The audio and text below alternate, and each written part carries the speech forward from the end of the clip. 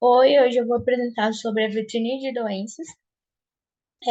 Esse trabalho foi proposto pela professora da matéria de fitopatologia, a Andrea, e o intuito foi avaliar doenças na cana-de-açúcar. Bom, eu vou começar dando uma introdução sobre a história e importância econômica da cana-de-açúcar. Bom, basicamente a cana ela é uma planta que é fibrosa, possui folhas alongadas e finas, estreitas, na verdade, e possui o tipo de raiz fasciculada e pertence à família das gramíneas.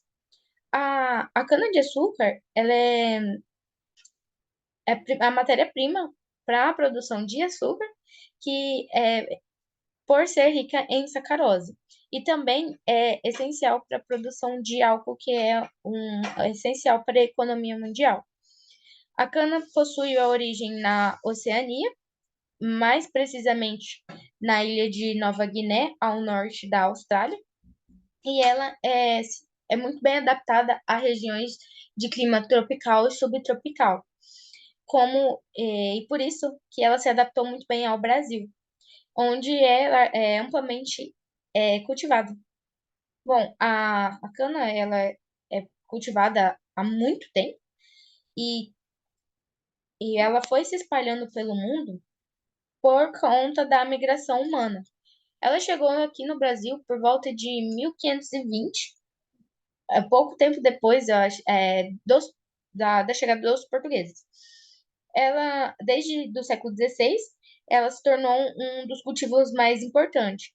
Atualmente, hoje, o Brasil lidera a produção de cana de açúcar e também ocupa o primeiro lugar na exportação de etanol derivado da cana de açúcar. A cana de açúcar, ela é a principal matéria-prima para a produção do açúcar cristal, que a gente utiliza muito. E a região Centro-Sul é onde mais se localiza as indústrias canavieiras do nosso país. É, Isso torna o país um dos maiores produtores de etanol, como eu disse, da cana-de-açúcar. A principal vantagem da produção do etanol a partir da cana é porque ele produz 80% menos gases de efeito estufa do que a produção da gasolina comum. É, o Brasil, ele é o segundo produtor mundial de etanol. Tipo assim, eu disse que era o primeiro, mas é que existe dois pontos. Os Estados Unidos lidera a produção em 54,3% de etanol no mundo. Por quê? Eles produzem álcool, ele tem grande produção de álcool do milho também.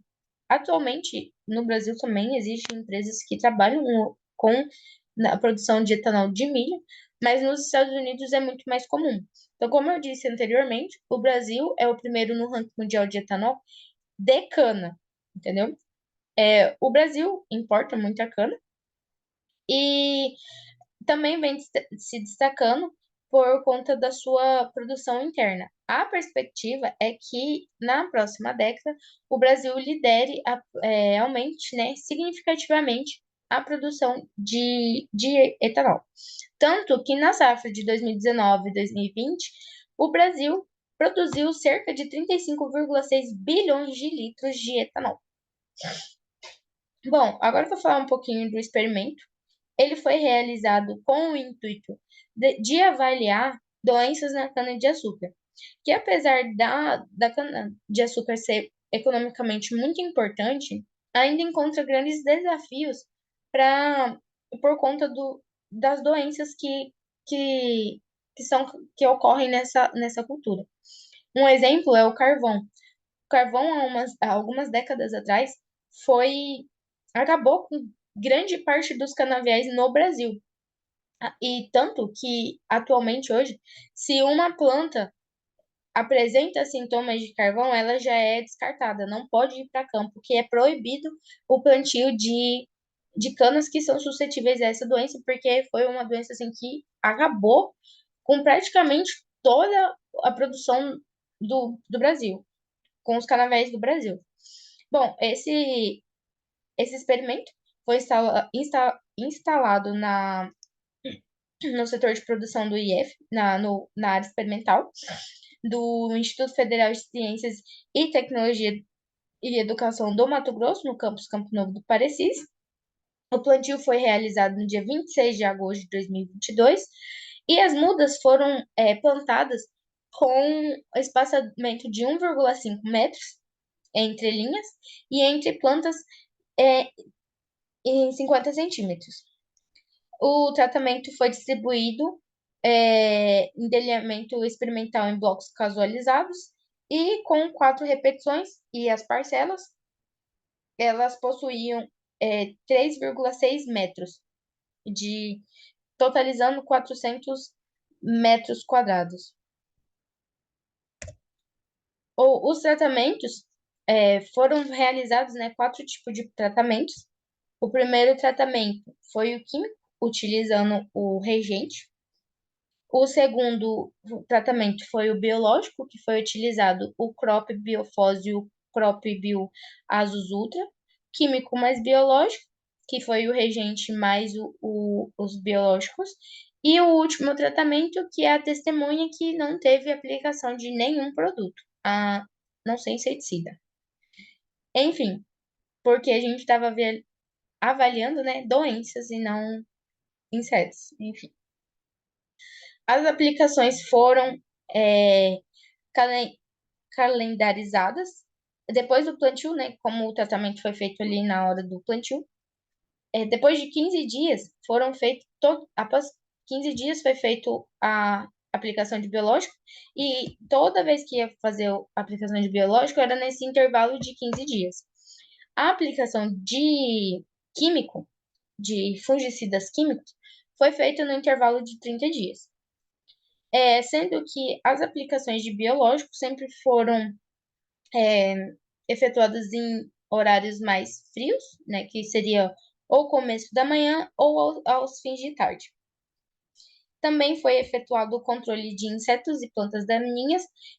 Para o controle de insetos, eu usei alguns produtos, tanto biológico quanto químico. Um deles foi o Boveril da Copart e o Premium, que está sendo muito utilizado pela Coprodia, pela usina aqui de Campo Novo do Parecis.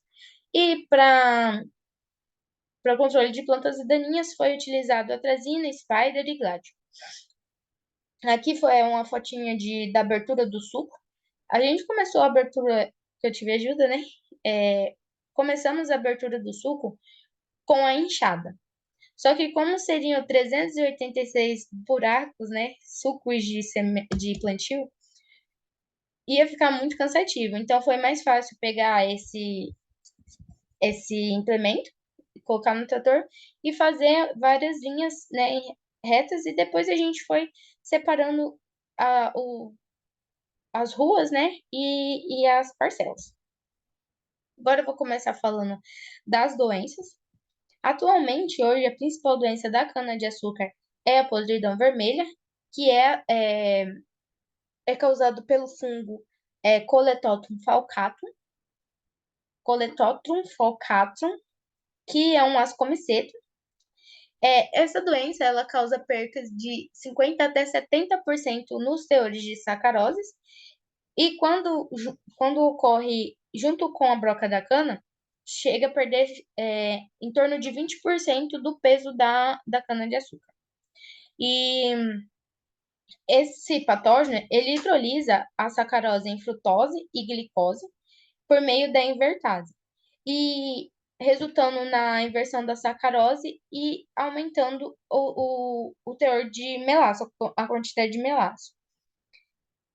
Os sintomas começam pelas nervuras, e o que acontece? Começa a aparecer, basicamente, antes de explicar o sintoma, tudo na cana vai ficar vermelho por conta da sacarose.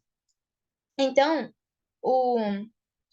começa aqui, ó, pela nervura, ela começa com pontos avermelhados, e vai se estendendo até da nervura. Com o avanço da doença, pode causar também podridões nos tecidos internos do cômoro. Fatores que vão fazer com que essa doença continue ocorrendo na área utilizar cultivares que são suscetíveis a essa doença. Porque esses fungos, normalmente, eles são fungos que sobrevivem de restos culturais. Então, apesar de tirar a cultura, muitas vezes eles vão resistir muito mais tempo ali por conta de ser fungos que vivem se alimentando de restos culturais. Outra coisa também é que a, o fungo pode utilizar os danos causados pela broca como porta de entrada, então aumentando assim ainda mais os danos causados por essa doença. Agora, a estria vermelha. Ocorreram dois tipos de bacteriose na área, que foi a estria vermelha e a falsa estria vermelha. Eu vou já explicar a diferença entre elas. A estria vermelha ela é causada pela bactéria Acidovorax avenae, subespécie avenae, que pertence ao filo das protobactérias. Composto por bactérias gram-negativas e além de ser um dos maiores filos e possui bactérias muito dinâmicas, muito versáteis. É uma doença muito severa, que ela se espalha rapidamente em um curto espaço de tempo. E ela causa perdas na qualidade da matéria-prima, ou seja, na qualidade da sacarose da cana, tanto na produtividade, porque ela, quando ela se espalha no canavial, ela causa perdas drásticas. E existem dois sintomas principais. Primeiramente, você vai notar estrias avermelhadas da bainha para a ponta. A estria vermelha, normalmente, ela acontece sempre da bainha. Então, aqui a gente tem, né, da bainha para a ponta. E ela sempre paralelas à nervura. Então, a nervura, aqui ocorre a podridão vermelha e aqui a estria vermelha. E outro sintoma é a podridão do topo, que quando levada pela água da chuva ou pelo vento, ela vai causar essa podridão do topo. E já é uma fase muito severa, porque quando ela se espalha para o como e para gemas, ela acaba com a cana por dentro. Literalmente, ela apodrece. Nessa área não teve caso, então não coloquei foto porque não teve incidência desse tipo lá. Mas por ser levada pelo vento e pela água, quando chega no topo, no como, ela apodrece.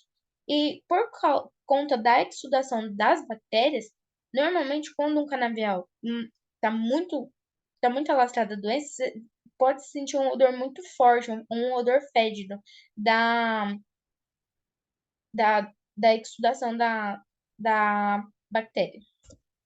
E aqui a estria vermelha, ela é causada pelas xantomonas. Ela recebeu esse nome, a falsa estria vermelha, né? Por conta de ser muito fácil de confundir com a estria vermelha. Tanto que só foi descobrir a diferença entre elas muito tempo depois. Os sintomas dela ocorrem sempre do meio da folha para a ponta da folha. E sempre também, ó, como vocês podem ver, paralelos à nervura. Então aqui a gente tem, né, essa foto que eu cortei, mas ela é do meio para a ponta. Diferente da outra que era do meio até a bainha. A disseminação também ocorre pelo ar e vai entrar na planta através de aberturas naturais, como estômatos hidratóides por aí vai. Ah, quando ocorre a infecção dessa doença, reduz o comprimento dos internódios da planta. Só que como é uma doença assim menos vista, ela ainda não tem alguns dados tão efetivos das perdas causadas pela falsa estria vermelha. Aqui eu trouxe a mancha ocular, que é causada pelo fungo bipolares e pertence ao reino ele também é um ascomiceto, ele também vive de restos culturais, então pode ficar muito tempo ali na área. É, os sintomas iniciam-se com manchas necróticas elípticas, que seriam essas manchas aqui arredondadas. Essa aqui já é uma fase mais avançada da doença, mas aqui, ó, começa sempre assim, com manchas arredondadas, né? E possui cor marrom e depois a coloração marrom avermelhada. À medida que essas lesões ocorrem, também pode ficar com a cor palha e muito frequentemente com um halo amarelado, igual que a cor, uma cor mais palha, mais clara. Essas lesões variam de 0,5 a 3 centímetros e as os cultivares suscetíveis também, como vai juntando uma na outra, também vão formando várias estriazinhas, só que isso sempre com esse halo amarelado ou amarronzado e cor palha. Aqui foi feito as avaliações, eu avaliei três tipos de efetuados três tipos de avaliações diferentes, que foi diâmetro do como, quantidade de como e altura de planta. Então, em cada planta foram coletados dados de 5 plantas diferentes, aleatórios, contei a quantidade de comos e o diâmetro e a altura de todas elas. E aqui foram os resultados que eu obtive. De acordo com o teste de Scott-North, que foi o que eu utilizei, não ocorreu diferença, não teve diferença entre os tratamentos.